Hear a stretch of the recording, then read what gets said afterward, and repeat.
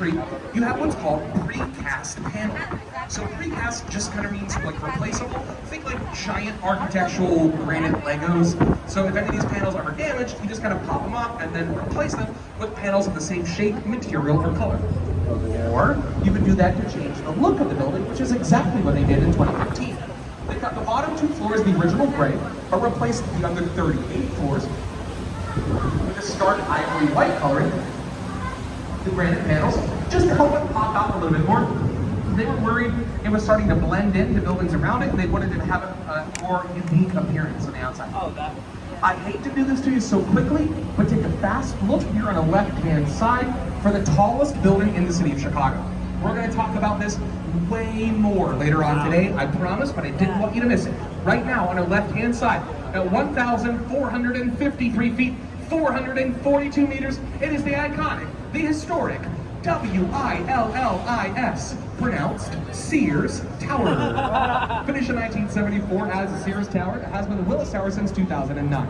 We'll talk all about that later on tonight, but right now, just so you know. Here on our right-hand side, we're going to Gateway Center 4. Architect James DeStefano installed these concave reflective glass panels to give a unique kaleidoscope effect of the city around it, reflecting the city as the ornamentation for the building.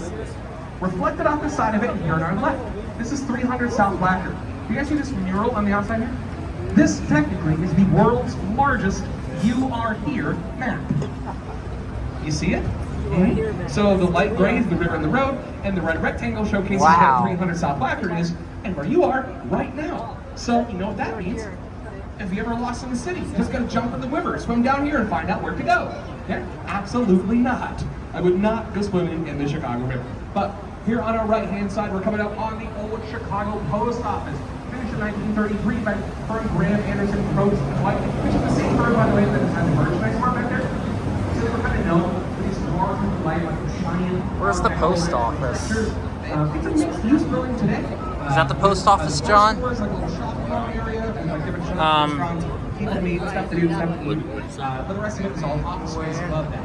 This was, however, the largest operational post office in North America from 1933 until 1996, having 2.98 million square feet of space inside of there.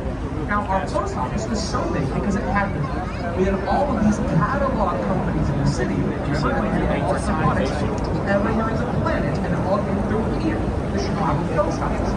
However, something happened with the catalog companies in the mid-90s, and they did not expect competition by the internet. More people go like things online, and it's a lot easier than dealing with these like cumbersome catalogs that really kind of tended to add up over time. And so suddenly, almost overnight in the mid-90s, we found ourselves with no need for 3 million square feet of space in our post office.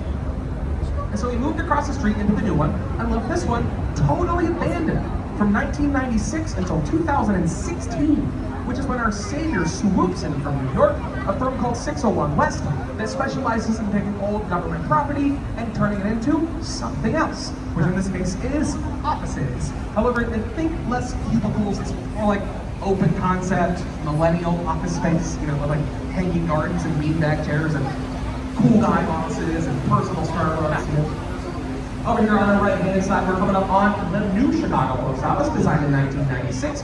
Architects Knight and Associates, who specialize in government buildings like post offices. However, construction began in 1992. Despite that, it is still today one of the most automated post offices in the country. But while we're down here, let's talk about some actual new stuff. Here on our left-hand side for a bit.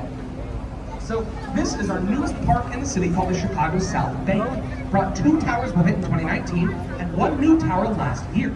So back there to our left, 2 thin twin towers, the 1 steel reinforced concrete base, that's the one. That is the Alta Grand Central. Up here on the left-hand side with a big L shape with the orange lights at the bottom there, that's the Cooper at 29 stories tall. Just shy of 1,000 residential units between the 2 original towers. And then last year we have up here on the left-hand side the Reed, which is, as of a couple weeks ago, they're at 90% capacity right now. So a lot of people really like it to live in the Reed here. There's condos up at the top, apartments towards the bottom, a little bit of parking space here, and then a bit of hangout space along the Chicago River. Up here on the left-hand side, you're going to see this building up here with a round curve.